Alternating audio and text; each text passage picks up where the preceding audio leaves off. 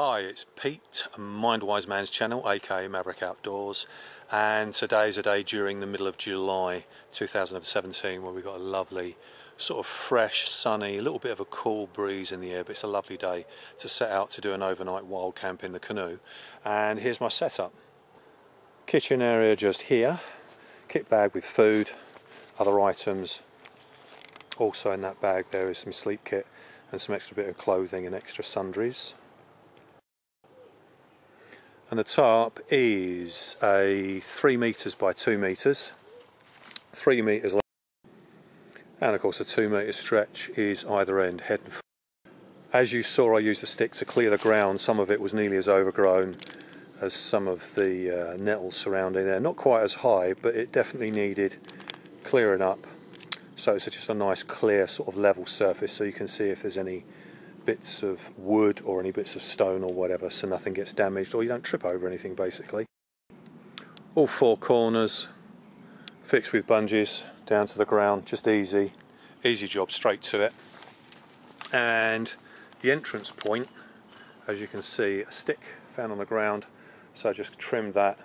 So I've got a walk-in area and then of course sleeping area just here. And from the walk-in point, which is nice and practical so you don't have to crouch down, you've got the fall away, so if there is any rain during the night or anything that's unexpected, it's all just going to fall away from the point of entrance. So that's my setup for the night, and I'm going to have my fire pit probably somewhere just down here. A lot of the wood, even on the ground, is really dry, so that's going to be great, so it's not going to be a problem. So in relation to where the basher is, I'm going to have the fire pit round about here.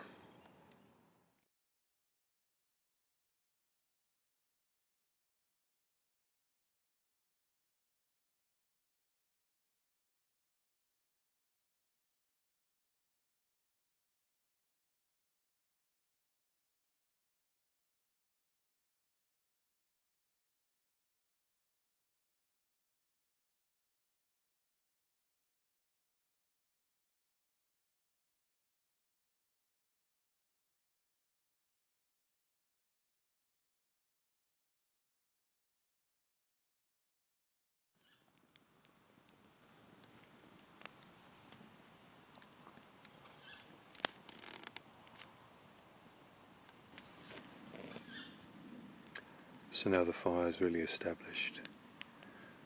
Put some third and fourth stage thicker wood on, so I've got some big coals. And I've put the 3 jacket potatoes. There's one, wrapped in the foil. There's another one just over in that corner.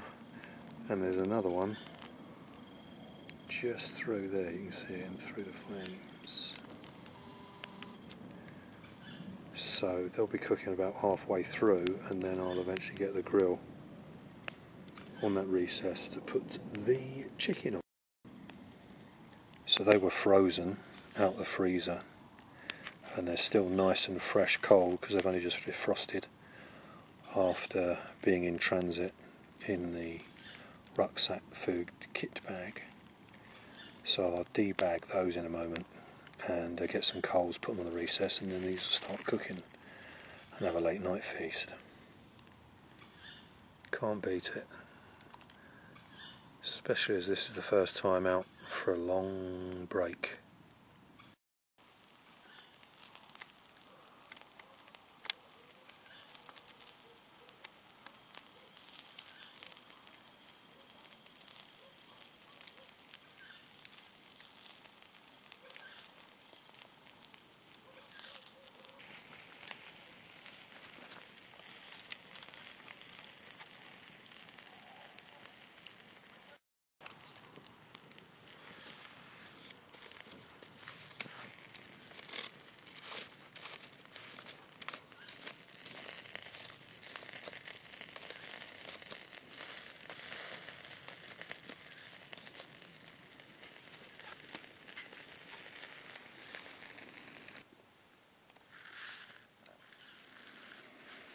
Jacket potatoes buttered with a splash of tomato sauce, and the chicken thighs, sweet chilli. Absolutely spot on. after a long time waiting to get back out in the canoe due to a certain incapacitation that I had. But it's good to get back in the groove again. Cooking outdoors, wild camping, and ready now to have this bit of scoff. Yummy. Spot on. Cop that. Catch you laters.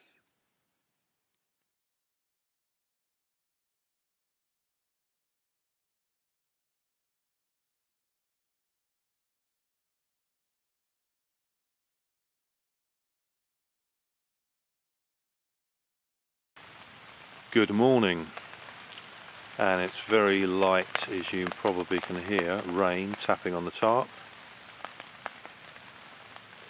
It was a little bit this morning on daybreak, but the temperature dropped a bit last night. I was just wearing my shorts, t-shirt, and then eventually put this long sleeve, lightweight, quick drying, one of my favourite shirts, chest pocket, mossy oak shirt.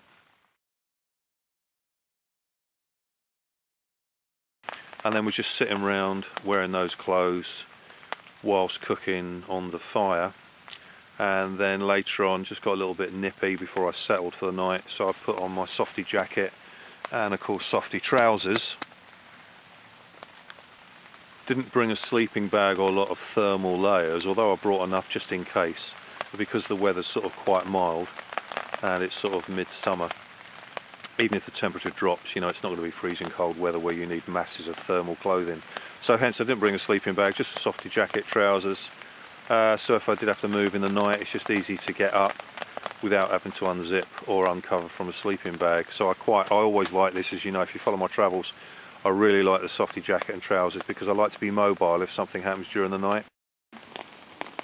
So it was only a small fire pit last night, mainly just for cooking, and once that had died down and before I settled for the night, I then went to my chill out zone on my sit hammock, but more about that in a little while.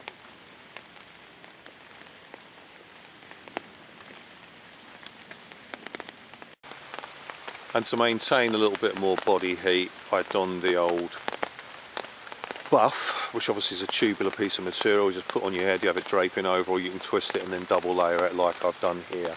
So I had that on for the night while I was asleep, so I was all quite nice and thermally comfortable.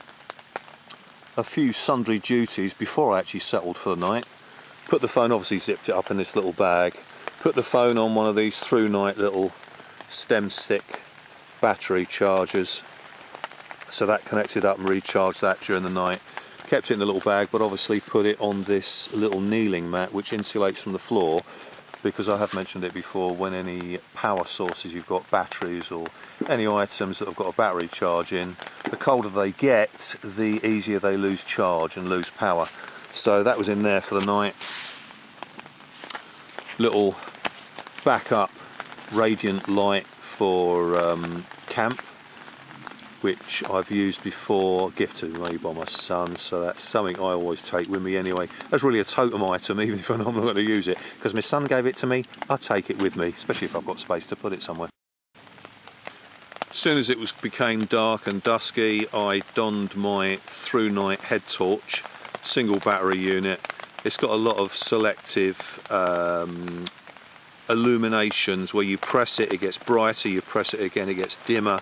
So I had this on a real low luminance of light, so I didn't bring attention to myself, sort of where I am. Of course there's light from the fire which illuminates where your pitch is, but it wasn't that much, and it was quite sort of like low level, low profile flames, whereby the position I was in, unless you were sort of like looking for anything in particular, you wouldn't have really known I'd have been here. And having the head torch on a low light level, because you're moving around, obviously if you've got a massive great beam of light, then of course you can bring attention to yourself if you sort of want to keep yourself nice and private and off the beaten track. So this was on low level all the way through, so, and it was also tilted down, so I'm always quite wary. If I don't want to bring attention to myself by having a load of luminance everywhere, then I'll always make sure my lighting is appropriate for where I am and what I'm doing. on my utility belt, which I carry the phone and things that I need to keep on me if it's appropriate for that to be the case, and also my camera in there. Also attached, again you've seen this before, is a very, very bright hand torch, self-charging, 4 different levels, or 5 levels should I say, from very low light to literally it can just light up everywhere like a floodlight. So that was on my person in its pouch, just in case I did need a very high level light for any particular circumstance that might have arose. Another little lamp in here that can also be used as a recharging unit, so if anything diverse did happen where I had to stay out for longer than anticipated and it wasn't planned, and at least I've got that back up as well. But this can go now back in the pouch, the little sort of like charging, what I call my little technical pouch with the lead, and also I'll put the head torch in there because I won't be needing that for the rest of the day. And disconnect the through night TC12 off the carabiner of my utility pouch, and that can go in there as well. So that will be kitted away for the rest of the day. Phone safely and insulated back in the pouch, zip that up, and once I get the day on the go I'll attach that to myself in a little while. I haven't talked about it for a while, but you know, it's basic logic really. Being organised, so knowing where items are, like where I just demonstrated with that little kit utility bag with all my charging devices and what I call my sort of like technical units, like torches, batteries, that sort of thing. Sometimes I'll place items like that in one of the side pouches of my old faithful canoe rucksack, but I didn't want to actually do it this time on this journey and outing because these 2 pouches were being used for other things, and I could actually put that pouch, even attach it if for any reason on that utility belt or in the main compartment of the rucksack or any other of the bags that I've got.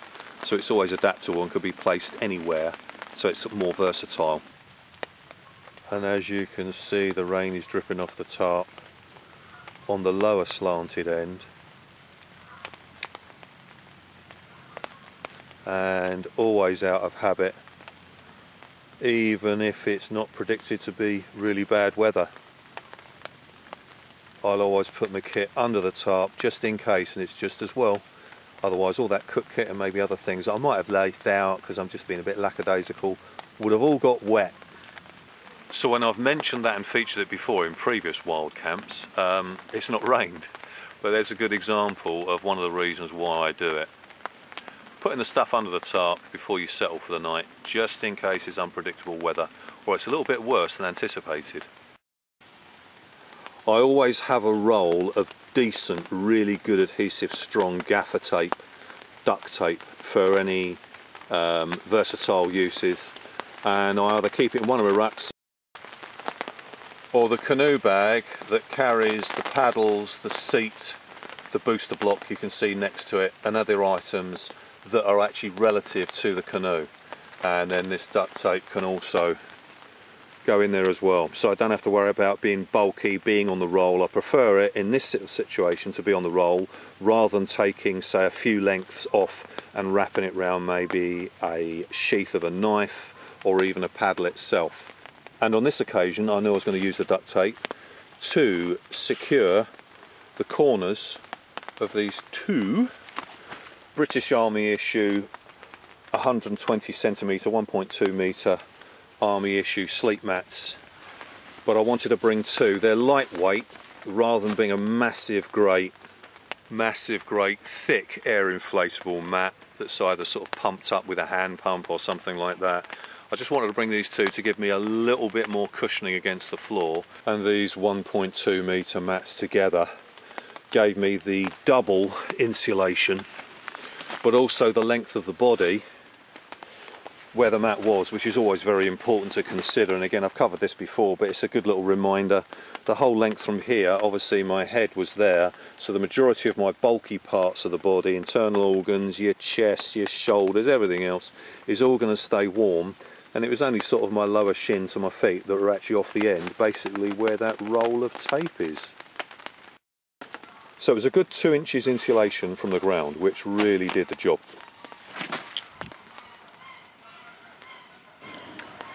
So it's a Saturday morning, and you can probably hear in the background the river's coming to life with a few boats. A couple of narrow boats have gone by along the main stream, but here it comes.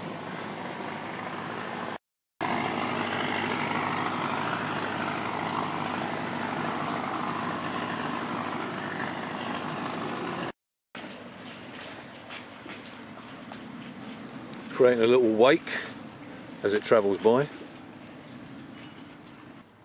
But on to more important things, food. This 1.6 litre cook unit I've also sort of Russian doled in there was also my little kettle. This one with the lid down the side of this kettle and also the handle taken.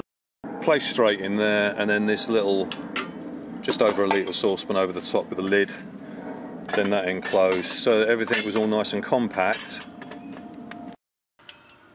A lot of times I just use this on its own with the kettle inside to sort of obviously boil water and what have you, makes it easier to do, and then just cook and eat out of this.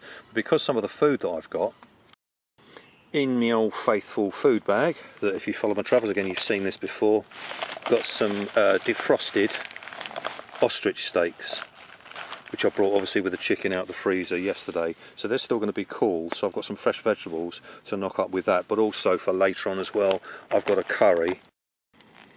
I've got some long life in the sealed pack Peshwari naan breads, which have got sultanas and coconut flavour, so I'm going to have one of those with some fried eggs in there. And the other two that I'll have left over, if I do the curry later on, or even with any meal, any cooked meal, I might be actually cooking something in there on the Coleman 533. And at the same time, if something else needs to be cooked up and then kept warm, I can use this as backup on my Hexamin folding stove, which I always have in my kit, just in case anything goes wrong with any technical type stuff. Just one other little tip just before I get cooking. It's obvious really, but it's something that's easily forgotten. If you're working in a confined space, until you're ready to use the utensils, just get the handles out of the way, so there's no chance of knocking them off, or if you put anything in them, then of course it all goes on the floor. So that's all contained, because if I'm moving around in this confined space, it's more workable and safer and easier. I was given as a gift the Opinel number 8 knife. It's a great little bit of kit. It's great to have sort of like as backup, or just to have as an extra addition, even though you might have your bushcrafting knife and your sheath knife or your Mora or whatever. It was gifted to me by my cardio well-being class that I teach, and for Christmas they know I like outdoors kits. They said, look, we don't want to get you a bottle of whiskey or something, which I don't mind the odd dram of whiskey now and again, but they said, you know, is there something you'd like? So I thought this would be quite a sort of a sentimental gift to sort of remember them by. And although I still teach them, but they gifted me this for Christmas as something that I specifically wanted. Brilliant little bit of kit, cuts through everything like a hot knife through butter, and it's really good just to have for food prep, basically, as I've kept in my food bag. Opinel number 8. Been using it on the field quite a bit recently for food prep, and just used it to cut open the sealed naan bread bag, nice and clean, does the job. Got the bread ready for the fried eggs, but now my kettle's boiling on its lowest heat. Just going to put the bread over the top. Obviously the flames have sanitised the metal, so there's no chance of any nasties, inedibles getting on the bread. We'll just turn it over a couple of times, just taking care, hold it on the end furthest away from the heating element, and that'll just heat through a little bit. I don't mind if I don't eat it warm, it's just that it does actually change the flavour once you've actually toasted it a little bit. So I'm just going to warm this through, just keep turning it regular until it gets to really the consistency of warmth or toastiness that you want, but obviously low heat so you don't burn it.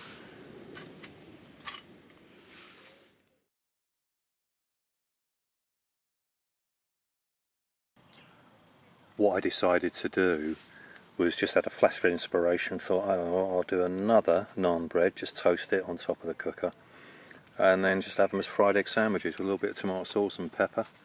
So, a little bit of a difference, coconut and sultana bread with a fried egg stuck in. Brunch time, bring it on. Depending on where I'm going, what I want to do when I'm canoeing, wild camping, will depend on what stuff I pack, what I need, what I choose. So it's not always the same.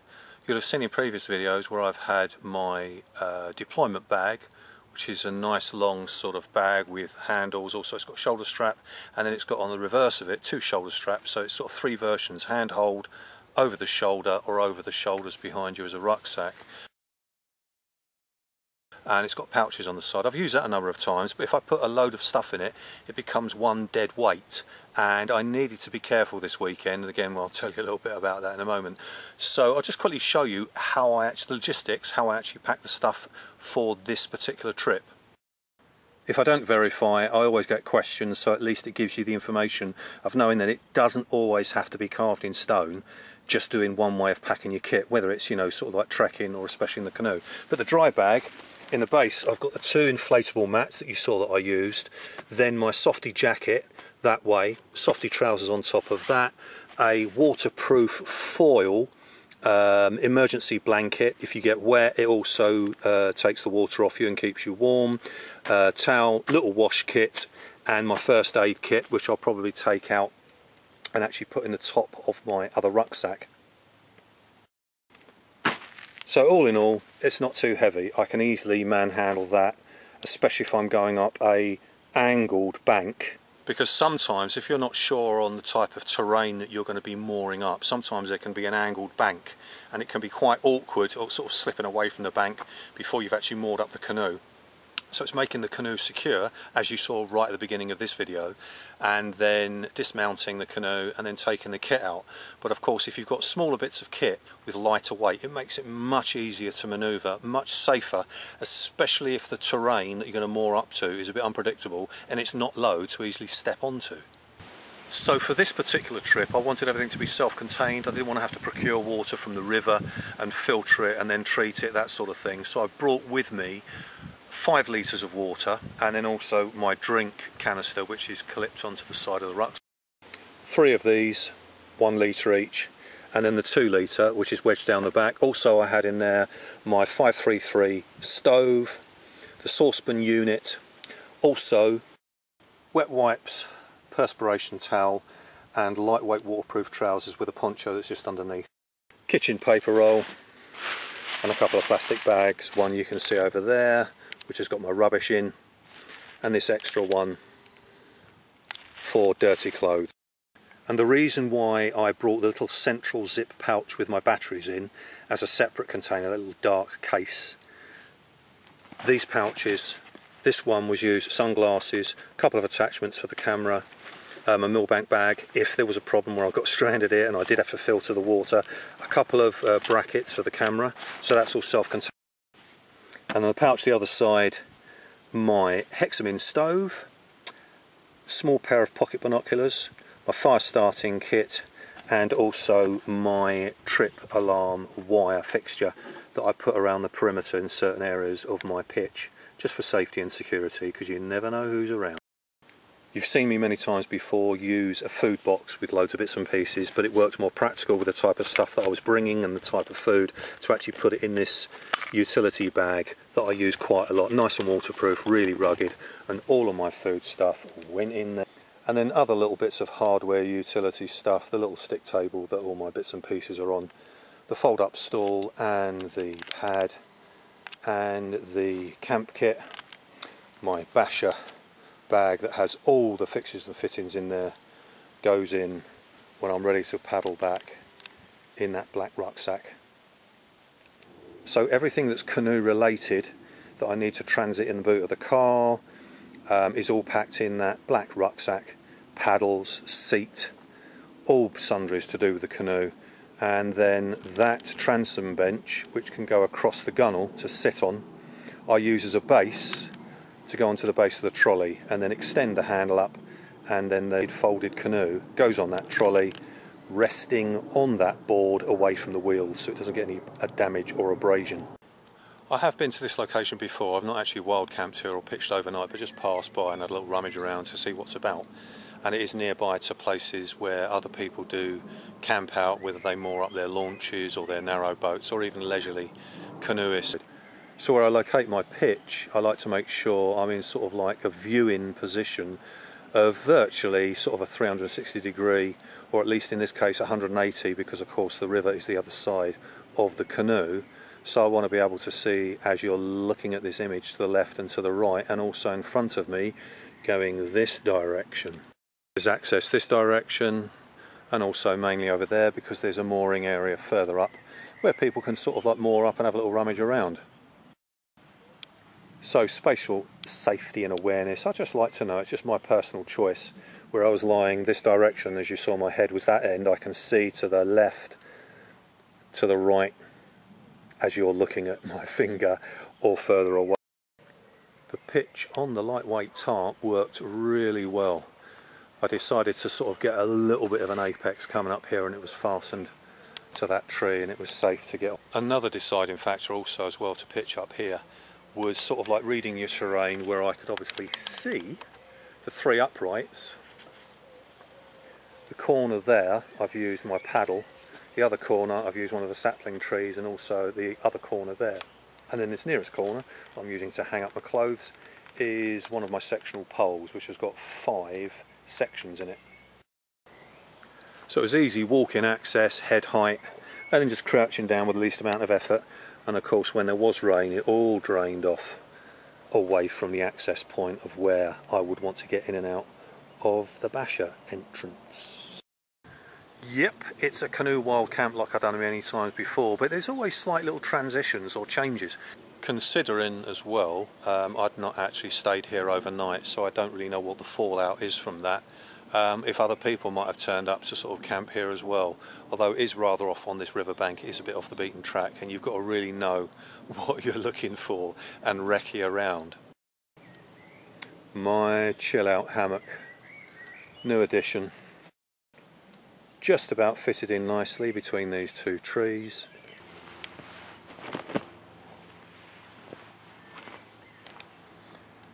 It's about 6 foot long. It's not an overnight sleeping hammock, it's mainly sort of a chill, sit, relax hammock. And the story behind this chill out hammock, as I've used it a couple of times. I christened it in my back garden. Then I came out on the waters the other week for the first time since having leg surgery.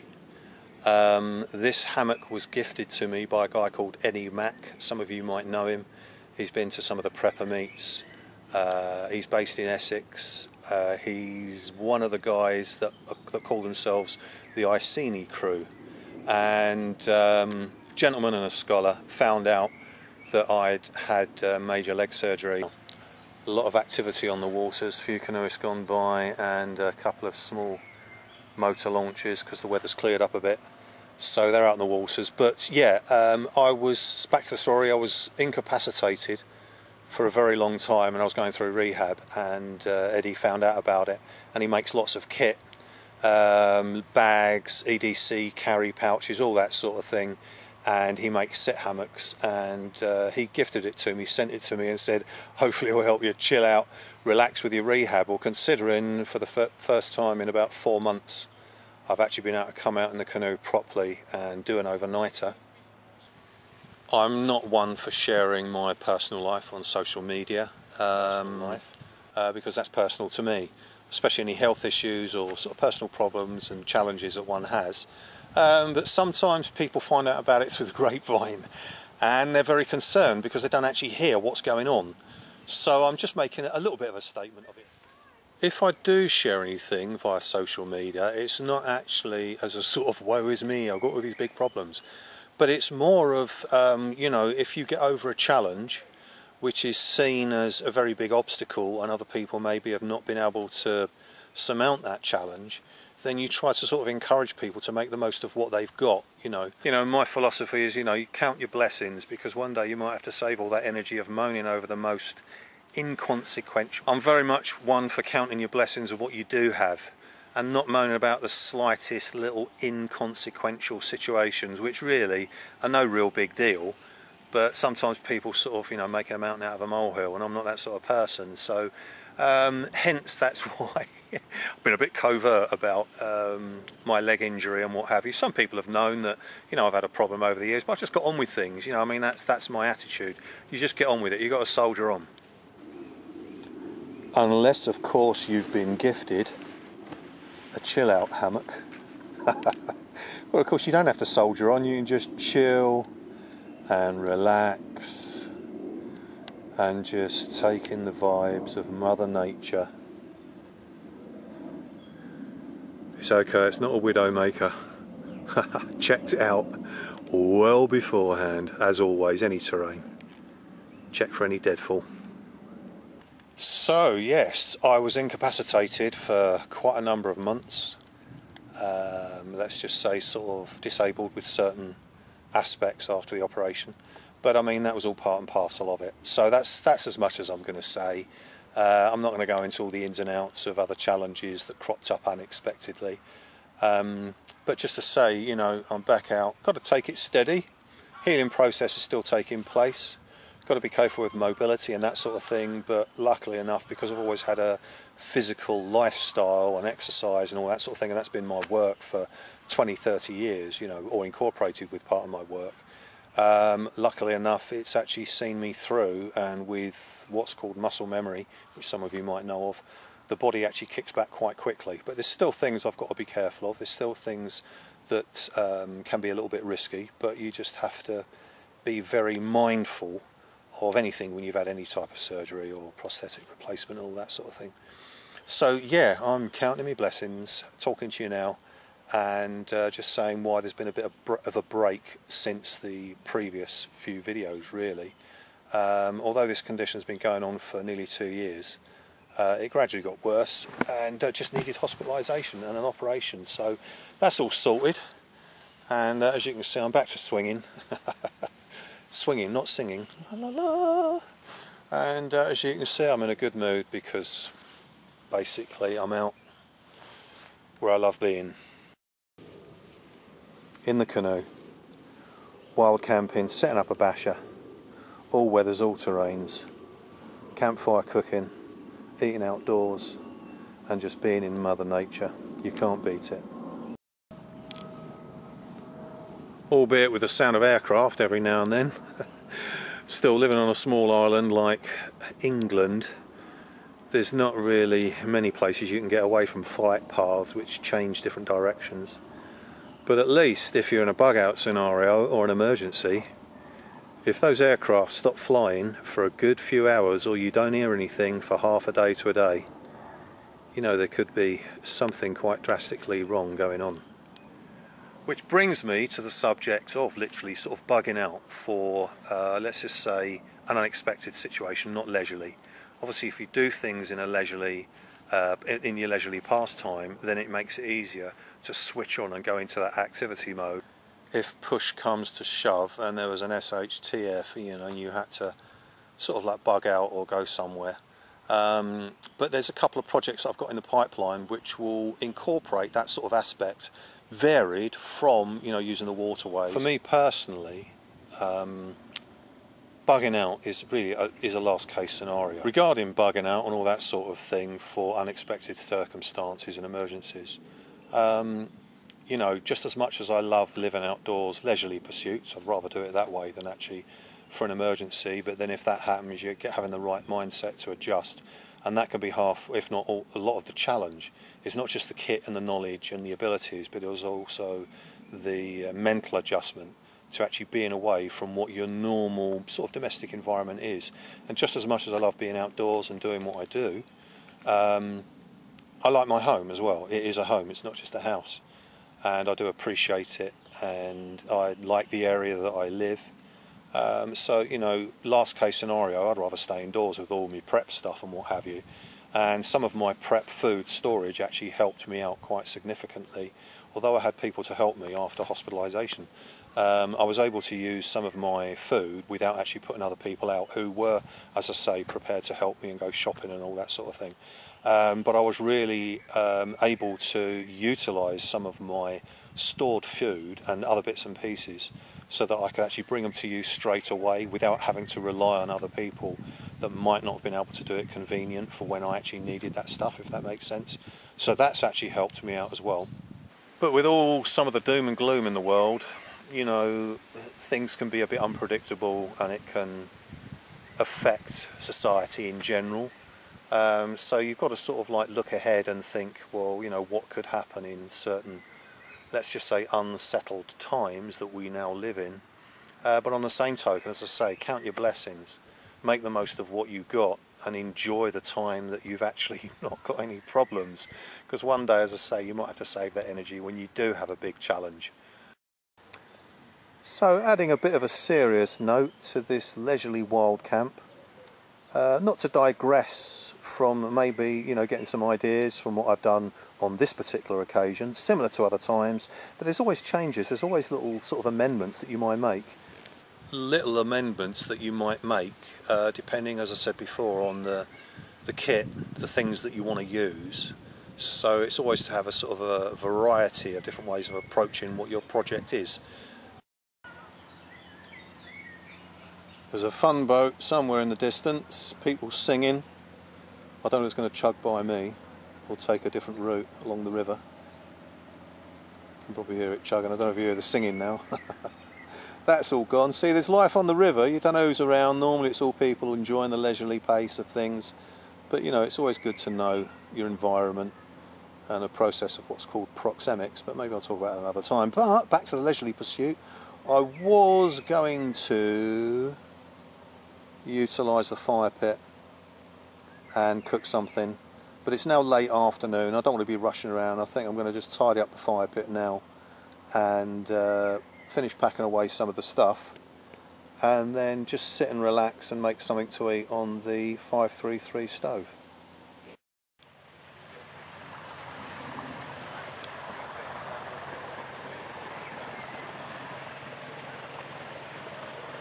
More life on the river.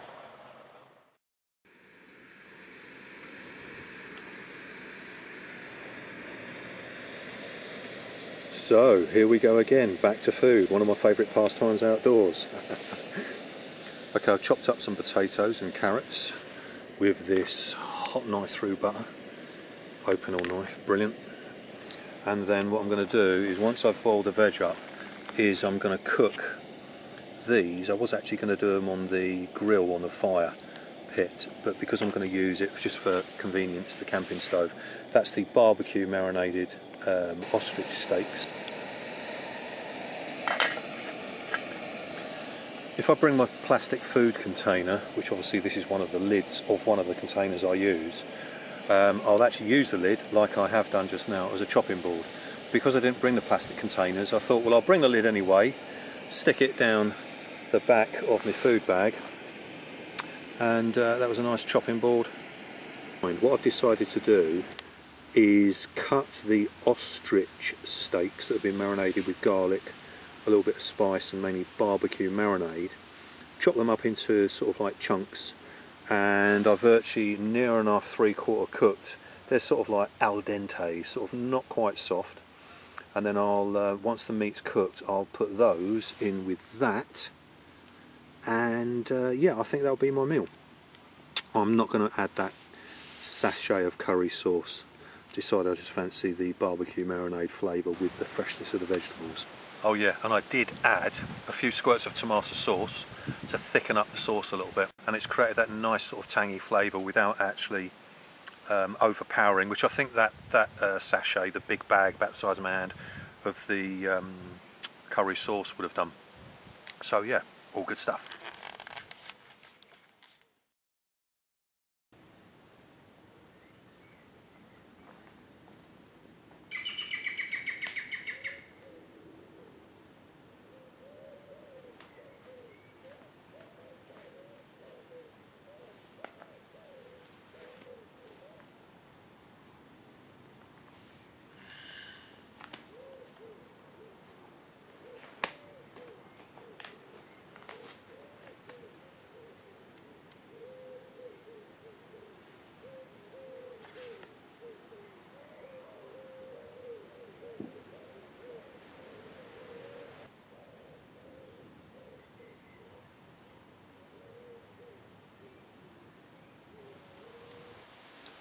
So it's now late evening,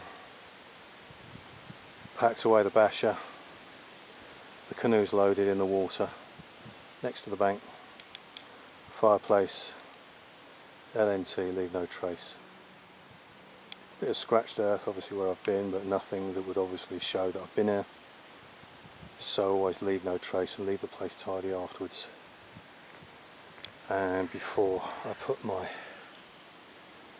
in the canoe, having a final little chill on the chill out zone hammock.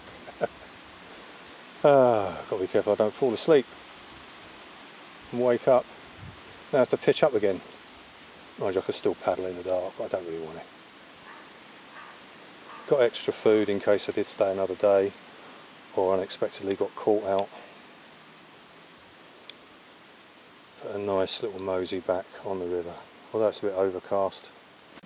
I've got my waterproofs at the ready on top of a rucksack that's nearest to me. Life on the river's died down a little bit as far as motorised boats. A big launch, sort of 45 degrees to me, on the other side of the bank. As more about 50 metres away, 45 degrees as I look out. And that was a couple of hours ago. A little bit of chirpy banter and talk between themselves, people. I don't know whether they saw me. I think it was a bit too stealthy. That's another thing as well. I'm going to incorporate a wild camp and go everything stealth. So looking at different aspects, you know, with obviously the camouflage effect of the colouring of the canoe. But that'll be something also in the pipeline that's specifically going to be for a stealthy canoe covert camp out. But I'm just going to listen to now the wind, the breeze through the crown of the trees. So you can savour that. Breeze has died down a little bit. It just kicks up now and then. I hope it's not against me when I'm paddling back, because I will be going upstream, but this time of year the Thames isn't that forceful because of the water with the tables that feed into it. A little bit of bird song here and there as well. So all in all, this canoe post leg operation rehab, it's been a result. Thanks for following with us. And I'm just going to chill for another 5-10 minutes. Just really absorbing just everything, the mindfulness of being here. Everything packed away. Just to finish off. And appreciating being able to get out again.